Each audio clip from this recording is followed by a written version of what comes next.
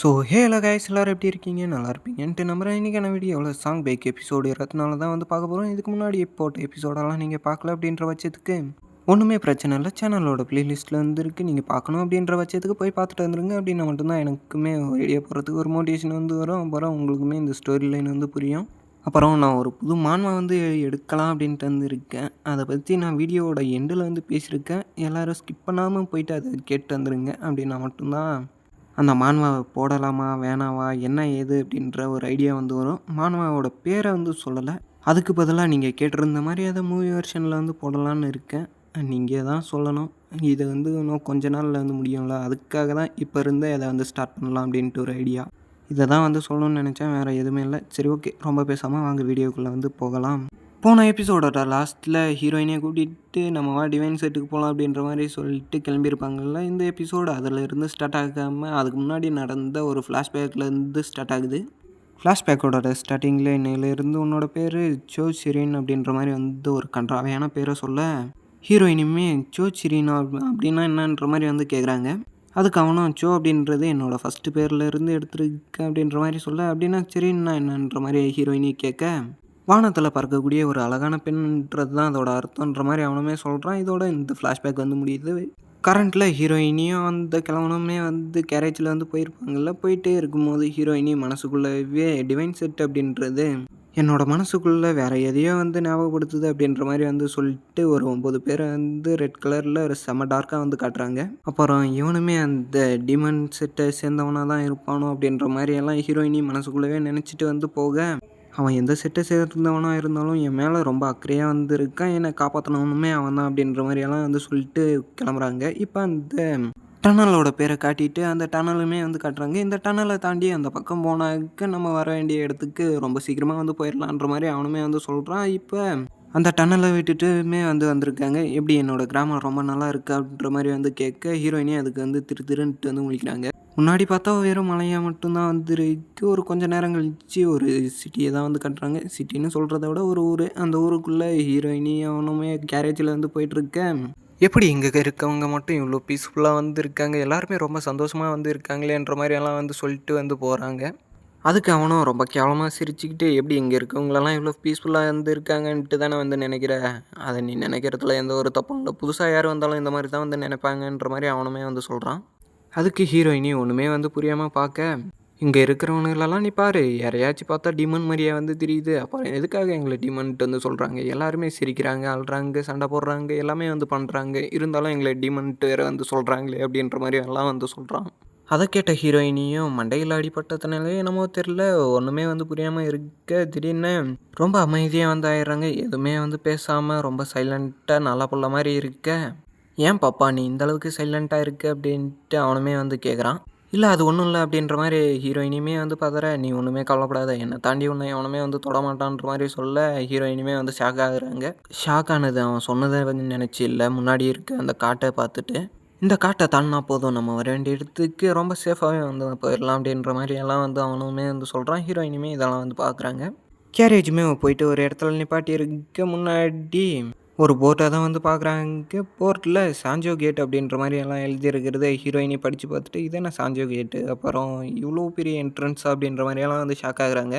அப்புறம் இந்த சோல்ஜர் ஏன் நம்ம தாத்தாவை பார்த்துட்டு இந்தளவுக்கு பயப்படுறான் அப்படின்ற மாதிரியெல்லாம் வந்து பார்க்க, அந்த சோல்ஜரோட கையில் டிவைன் செட் அப்படின்ற ஒரு பெண்டன்ட்டுமே வந்துருக்கு. நான் யார் அப்படின்றது இப்போயாச்சும் உனக்கு தெரிஞ்சதான்ற மாதிரி கேட்க, என்னை வந்து மன்னிச்சிருங்க டெப்டி லீடர் அப்படின்ற மாதிரி சொல்லிட்டு அவனும் மண்டியிட, கூட இருக்கிற எல்லாருமே எது இவர் தான் டெப்டி லீடரா அப்படின்ற மாதிரி எல்லாம் பார்த்துட்டு, எங்களோட க்ரீட்டிங்ஸை ஏற்றுக்கோங்க டெப்டி லீடர் அப்படின்ற மாதிரி சொல்லிட்டு அவங்களுமே மரியாதை வந்து கொடுக்குறாங்க. ஹீரோயினியும் இது இவர் தான் இவரோட டீம் லீடரான்ற மாதிரியெல்லாம் வந்து பார்த்துட்டு வாயை பொழந்துடுறாங்க ஒரு கொஞ்ச நேரத்தில். அவனுமே ஹீரோயினியை பார்த்தவன் கிட்ட வந்துட்டு, இப்போ என்ன நம்ம உள்ளே போகலாமான்ற மாதிரியெல்லாம் வந்து கேட்குறான்.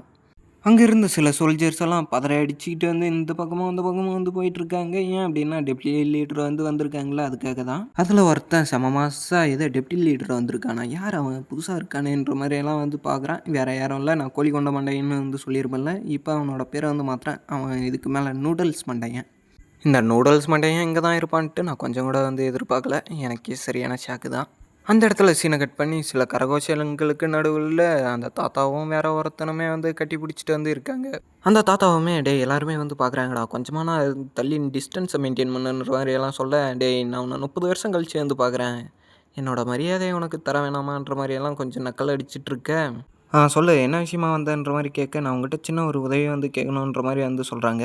எத நீ என்கிட்ட உதவி கேட்குறியா? அப்படியாப்பட்ட உதவி என்னப்பா? அப்படின்ற மாரி அவனும் கொஞ்சம் நக்கலோட கேட்க, பின்னாடி இருக்கிற பொண்ண பார்த்துட்டு, யார் அந்த பொண்ணு? தொப்பிய தாண்டியுமே அவளோட அழகு வெளிய வருது அப்படின்ற மாரியெல்லாம் வந்து சொல்ல, பின்னாடி திரும்பி பார்த்தவனும், சரி நீ உன்னோட தொப்பிய கழட்டிட்டு நீ வந்து உன்னோட பேர சொல்லி இன்ட்ரோடியூஸ் வந்து ஆயிக்கோன்ற மாரி சொல்ல, ஹீரோயினுமே தொப்பிய கழட்டிட்டு என்னோட பேரு ஜோய்ஸ்வரின்ற மாரி வந்து சொல்றாங்க. அவனுமே வாய பொளந்துட்டு வந்து பார்க்குறான்.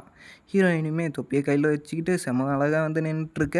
அந்த கூட்டத்துல இருந்த எல்லாரோட கண்ணுமே ஹீரோயினி மேல தான் வந்திருக்கு. என்ன இவ இப்படி இருக்கான்ற மாரியெல்லாம் வந்து சொல்றாங்க. அதுல ஒருத்தன், என்னோட ஒய்ஃப் என்ன வீட்ல சேர்த்தவே போறதில்ல. அது எனக்கு இப்பவே வந்து தெரிஞ்சிருச்சுன்ற மாரியெல்லாம் வந்து சொல்றாங்க. நம்ம நூடுல்ஸ் மண்டியனும் அந்த இடத்துக்கு போயிட்டு யார் வந்திருக்கான்ற மாரியெல்லாம் பார்த்துட்டு, இந்த பொண்ணு இங்க என்னடா பண்ணுதுன்ற மாரியே வந்து பார்க்குறான். இந்த இடத்துல சீன கட் பண்ணி ஹீரோ இருக்கான்ல, அந்த இடத்துல தான் வந்து காட்டுறாங்க. ஹீரோ அந்த வீட்டுக்கு பக்கத்துல உக்காந்துட்ருக்க, என்னோட கை இப்போ கொஞ்சம் கொஞ்சமா குணமாயிட்டு வந்து வருது. இப்பவே நான் ட்ரைனிங்க வந்து ஸ்டார்ட் பண்ணணும் அப்படின்ட்டு வந்து நினைக்கிறேன். படிச்சுட்டு இருக்கிறதெல்லாம் வேஸ்ட்டுன்ற மாரியெல்லாம் வந்து சொல்லிட்டு, பக்கத்துல இருக்கக்கூடிய ஒரு புக்க தான் வந்து பார்க்குறான். புக்க எடுக்கறதுக்கு போம்போது ஒரு ஃப்ளாஷ்பேக்கு. அந்த ஒரு ஃப்ளாஷ்பேக்கில இதில நிறைய ஃபிஸ்ட் டெக்னிக்கெல்லாம் வந்து இருக்கு. இத நீ இப்போ மாஸ்டர் பண்ண அப்படின்னா, பின்னாடி உனக்கு யூஸ் ஆகுன்ற மாரியெல்லாம் வந்து சொல்லி குடுத்துருப்பான். ஹீரோவுமே அந்த புக்கில இருக்கக்கூடியது எல்லா விஷயத்தையுமே வந்து படிச்சு பார்த்துட்டு, இதில இருக்கக்கூடிய எல்லாத்தையுமே நான் மெமரி பண்ணிட்டேன். இப்போ ஆக்சுவல் ட்ரைனிங்க்கான நேரம் அப்படின்ற மாரி சொல்லிட்டு, ட்ரைனிங் எடுக்கிற மாரி வந்து நிற்கிறான். ஆனா, அதுக்குள்ளவே பின்னாடி இருந்து ஒரு சவுண்டு, "என்ன இப்போ தான் உன்னோட கொஞ்சம் கொஞ்சமா குணமாயிட்டு வருது. அதுக்குள்ள நீ ட்ரைனிங் வந்து பண்ண போறியான்ற" மாரி ஒரு 2 பொண்ணு வந்து நின்னுட்டு கேட்க, உடனே அவனோட பாடியில போட்டிருந்த கட்டெல்லாம் கழட்டிட்டு ஒரு கட்டில்ல அவன வந்து படுக்க வச்சிடுறாங்க. அதில ஒரு பொண்ணு வந்து ஹீரோவுக்கு வைத்தியம் பார்த்துட்டு இருக்குல்ல, இந்த பொண்ணு வந்து அந்த தாடி தாத்தாவோட பேத்தி. அவங்களுமே எங்க வலிக்குதா, அங்க வலிக்குதான்ற மாரியெல்லாம் கேட்டுட்டு, அந்த அக்குபஞ்சர் நீடில வச்சு வந்து அங்கங்க வந்து சொருகியிருக்காங்க. ஹீரோ மனசுக்குள்ளவே இந்த பொண்ணு எனக்காக ரொம்ப தூரம் வந்து தள்ளி வந்து வருது. அது மட்டும் இல்லாம, இவங்க தான் அந்த தாத்தாவோட பேத்தி அப்படின்றதுனால ரொம்பவே எக்ஸ்பர்ட்டா வந்து இருக்காங்க அப்படின்ற மாரியெல்லாம் ஹீரோ மனசுக்குள்ளவே வந்து நெனச்சுக்கிட்டு, இவங்கள பார்க்கும்போது எனக்கு ரிமிய பார்க்குற ஞாபகம். அதனாலேயே ஒரு மாதிரி வந்திருக்கு அப்படின்ற மாரியெல்லாம் வந்து நெனைக்கிறான். அவ்வளோதான் உன்னோட ட்ரீட்மெண்ட் வந்து முடிஞ்சிருச்சு. இன்னொரு 5 நாளைக்கு எந்த ஒரு ட்ரைனிங்குமே வந்து பண்ணாதன்ற மாரியெல்லாம் வந்து சொல்ல, பக்கத்துல இருந்த அந்த குட்டி பொண்ணுமே, "ஹ இவனெல்லாம் அந்த பேச்செல்லாம் கேட்க மாட்டான். இவன்கிட்டலாம் சொல்லாதீங்க மிஸ்" அப்படின்ற மாரியெல்லாம் வந்து கம்ப்ளைண்ட் பண்ணிட்டு வந்து இருக்காங்க. அதுக்கு ஹீரோவுமே சிரிச்சுக்கிட்டே, "இதுக்கு மேல நான் அந்த மாரியெல்லாம் பண்ண மாட்டேன். எனக்கு நம்புப்பா" அப்படின்ற மாரியெல்லாம் வந்து சொல்றான். "உன்னால நம்ப முடியாதுடான்ற" மாரி அந்த பொண்ணுமே வந்து சொல்ல, ஹீரோ மனசுக்குள்ளவே இந்த பொண்ணு சின்ன வயசுலயே அவங்க அப்பா, அம்மா வந்து இழந்துட்டு, இப்ப தத்தெடுத்துட்டு வந்து வளர்த்துட்ருக்காங்க. என்னையுமே இவங்க தான் வந்து பார்த்துட்டு வந்து இருக்காங்கன்ற மாரியெல்லாம் வந்து சொல்லிட்டு, அதனாலேயே என்னமோ இந்த பொண்ணு கூட நான் ரொம்ப ஈஸியாவே வந்து கனெக்ட் ஆயிடுறேன் அப்படின்ற மாரியெல்லாம் ஹீரோ வந்து சொல்லிட்டு வந்து இருக்கான். சரி ஓகே, இதுக்கு மேல நீ என்ன சொல்றியோ அத மட்டும் நான் வந்து கேட்குறேன் அப்படின்ற மாரி ஹீரோ சொல்ல, "என்ன நீ உண்மையா வந்து சொல்ற அப்படின்னா எனக்கு ப்ராமிஸ் பண்ணுன்ற" மாரியெல்லாம் அவங்க வந்து கேட்குறாங்க. உடனே ஹீரோவுக்கு ஏதோ ஒண்ணு வந்து ஸ்ட்ரைக் ஆகுது. என்ன அப்படின்னா, அந்த மாஸ்டர் தான் வந்திருக்காரு. ஹீரோவுமே, "மாஸ்டர் நீங்க என்ன பண்றீங்கன்ற" மாரி வந்து கேட்க, அதுக்கு அவருமே, "நீ இந்த அளவுக்கு ஜாலியா இருக்க அப்படின்னா உனக்கு குணம் ஆயிடுச்சு அப்படின்ட்டு நான் எடுத்துக்கலாமான்ற" மாரி சொல்லிட்டு, "வா இப்ப ட்ரைனிங் பண்ண வந்து போலான்ற" மாரி வந்து சொல்றாங்க. அதுக்கு அந்த தாத்தாவோட பேத்தியுமே, "இப்பதான் இவனுக்கு வந்து வைத்தியம் அந்த இன்னொரு 5 நாளைக்கு எந்த ஒரு ட்ரைனிங்கும் பண்ணாம இருந்தா இன்னும் கொஞ்சம் பெட்டரா வந்து இருப்பான்" அப்படின்ற மாரி எல்லாம் சொல்ல, அதுக்கு எதுவுமே கண்டுக்காம அவங்க பேட்டில் கிரவுண்டுக்குள்ள வந்து போயிடுறாங்க.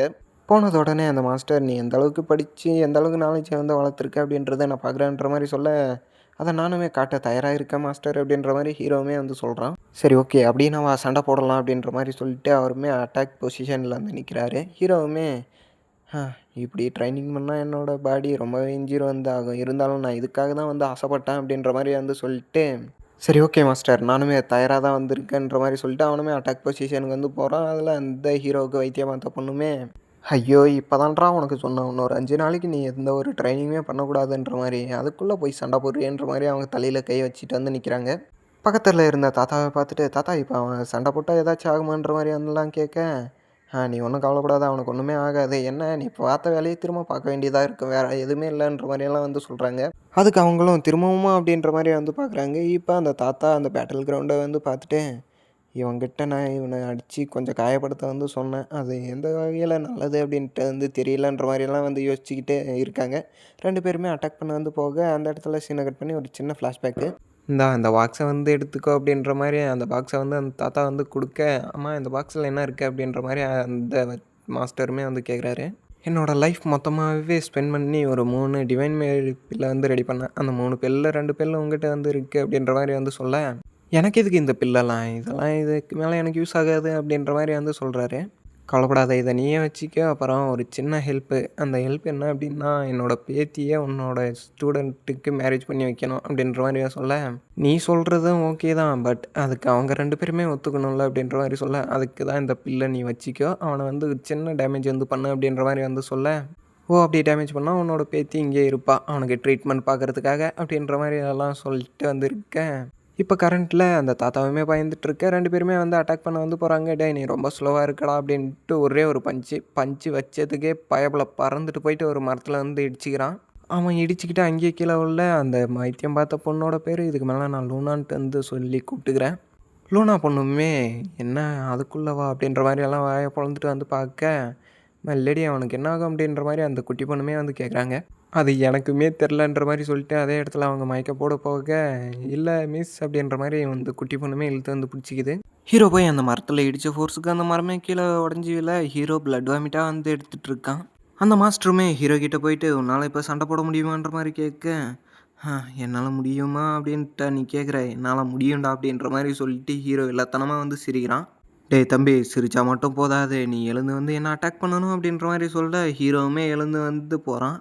அதாவது ரொம்ப ஈஸியாகலாம் இல்லை, ரொம்ப கஷ்டப்பட்டு அந்த மரத்தை பிடிச்சிக்கிட்டெல்லாம் எழுந்து நின்றுட்டு வாயில் இருக்கக்கூடிய பிளட்டை வந்து தொடைக்கிறேன். உடனே அட்டாக் பொசிஷனில் போய் நிற்க, இந்த பையன் ரொம்ப இன்ட்ரெஸ்ட்டாக வந்து இருக்கான். நான் அப்பயே நினச்சிருக்கணும், இவன் அந்த ஸ்வாடை வச்சு அவன் தரம் பேர் அடிக்கும் போதே அப்படின்ட்டுலாம் யோசிச்சுக்கிட்டு இருக்கும்போதே ஹீரோ வந்து செம ஸ்பீடில் அட்டாக் பண்ண வந்து வரேன். எந்தளவுக்கு க்ளோஸாக அப்படின்னா, கொஞ்சம் விட்டுருந்தா அவனோட முகத்தை வந்து உடைச்சிருப்பான். இது ரொம்ப ஃபன்னாக இருக்குடா அப்படின்ற மாதிரி சொல்லிட்டு ஒரு அட்டாக்கு, அவ்வளோதான், சரியான பிளாஸ்ட் அந்த இடத்துல. இதோட இந்த எபிசோடு வந்து முடியுது. நாளைக்கு ஒரு நல்ல எபிசோடில் வந்து பார்க்குறேன். Tata bye bye. அப்புறம் நான் வந்து ஸ்டார்டிங்லேயே சொல்லியிருப்பேன் ஒரு புது மான்வா வந்து எடுக்கலாம் அப்படின்ட்டு. என்ன ரீசன்னா அவ்வளோதான், இந்த மான்வா வந்து கிட்டத்தட்ட ஆன்கோயிங் சீரீஸ் கிட்ட வந்து போயிட்டேன். இன்னொரு 5, 6 எபிசோடு போட்டேன் அப்படின்னா இது வந்து கம்ப்ளீட் ஆகிரும்ன்ட்டு வந்து நம்புகிறேன். அப்புறம் ரொம்ப கிட்ட போக போக காப்பிரைட் ஏதாச்சும் வந்துருமோ அப்படின்ட்டு சின்ன ஒரு பயம், வேறு எதுவுமே இல்லை. அதனால் இன்னொரு மான்வாவை எடுத்து அதை வந்து மூவி வெர்ஷனாக போடலாம் அப்படின்ற மாதிரி ஒரு ஐடியாவில் வந்து இருக்கேன். நீங்கள் என்ன சொல்கிறீங்க அப்படின்றதெல்லாம் சுத்தமாக எனக்கு ஐடியாவே இல்லை. நீங்கள் என்ன சொன்னாலும் சரி, நான் அந்த மான்வாவை ஒரு மூவி வெர்ஷனாக வந்து போட போகிறேன். அது எத்தனை நாளைக்கு ஒரு டைம் வரும் அப்படின்றதெல்லாம் தெரியல. எனக்கு ஃப்ரீயாக இருந்தேன் அப்படின்னா சட்டு அப்படின்ட்டு வீடியோ வந்து வந்துகிட்டே தான் வந்துருக்கும். அது மூவி வெர்ஷனாக இல்லை அப்படின்னாலும் எபிசோடு வெர்ஷன்லையாச்சும் தூக்கி போட்டுருவேன். கவலைப்படாதீங்கடா பாய்ஸ். ஆனால் அந்த மான்வாவை இப்போ நான் எடுக்கணுமா வேணாவா அப்படின்றதே நீங்கள் தான் வந்து சொல்லணும். எடுக்கணுமா வேணாவா அப்படின்ட்டு கமெண்ட்டில் வந்து சொல்லி விட்டு வந்து போங்க. அப்புறம் அந்த மான்வா பேரை சொல்லலை, சொன்னால் வேறு ஏதாச்சும் வந்துருமோ, வேறு ஏதாச்சுன்னா வேறு யாராச்சும் எடுத்து போட்டுருவாங்களோ அப்படின்ற சின்ன ஒரு பயம், வேறு எதுவுமே இல்லை. நீங்கள் போடு அப்படின்னு சொன்னீங்க அப்படின்ற பட்சத்தில் நான் ஒரு 5 தம்ப்நெயிலை வந்து கொடுக்குறேன். அதில் உங்களுக்கு எந்த தம்ப்நெயில் பிடிக்குதோ அதை வந்து சொல்லுங்கள். அந்த தம்ப்நெயிலை வச்சு ஒரு மூவியை வந்து க்ரியேட் பண்ணி போட்டுடுறேன். சரி ஓகே, ரொம்ப பேசாமல் இந்த எபிசோடை நான் வந்து முடிச்சுக்கிறேன். ரொம்ப பேசிட்டேன்னு நினைக்கிறேன். சரி ஓகே, பாய் பாய். மறக்காமல் கமெண்ட் பண்ணி விட்டு போங்கடா பாய்ஸ் ஆர் கேர்ள்ஸ்.